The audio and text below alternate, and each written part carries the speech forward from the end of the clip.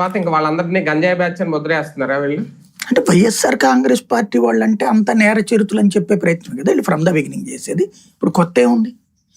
ఇప్పుడు రాష్ట్రంలో గంజాయి అని మనం అనుకుంటాం. ఇప్పుడు సమస్య ఎక్కడ వస్తుందంటే, ఇదివరకు ఒక మాట మాట్లాడేటప్పుడు ఒక రాజకీయ నాయకులు మాట్లాడారంటే చాలా కన్స్ట్రక్టివ్ క్రిటిసిజం ఉండేది. ఈవెన్ వాళ్ళు కన్స్ట్రక్టివ్గా కాకుండా రెక్లెస్గా రఫ్గా ఏది అబ్నార్మల్గా మాట్లాడితే మీడియానే నిలదీసేది. ఏంది మీరు మాట్లాడుతున్న మాట కరెక్టేనా ఇది అన్నటువంటిది. వాళ్ళు కూడా కాస్త వెనక ముందు చూసుకునేవాళ్ళు. ఈవెన్ అవతల వాళ్ళు కౌంటర్ కూడా అంతే స్ట్రాంగ్ ఉండేది, కన్స్ట్రక్టివ్ ఉండేది.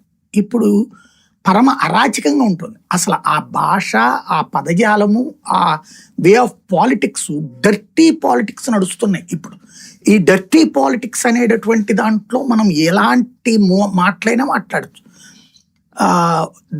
ఆ మాటకి దాన్ని కారు కూతలందామా, నీచమైనటువంటి పదజాలం అందామా, లేకపోతే అసహ్యకరమైనటువంటి పోలికలు అందామా, ఏమైనా అనుకోవచ్చు. But we don't care. మేమంటున్నామంటే నువ్వు అట్లా ఫీల్ అవు. ఈ మాట మనం అనుకుంటున్నాం ఈ నాయకులు గబక్కనని కాదు. ఈ నాయకులు పదే పదే ఇదే మాట అనడం ద్వారా వాళ్ళ కార్యకర్తలు ఎలా ఆలోచించాలి ఎదుటోళ్ల పట్ల, ఎదుటి పార్టీ పట్ల, కింద ఉన్నటువంటి కార్యకర్తలు కూడా ఇలాగే ప్రవర్తించండి. ఫర్ ఎగ్జాంపుల్ నేను డిఎస్సి ఉద్యమాల సందర్భంలో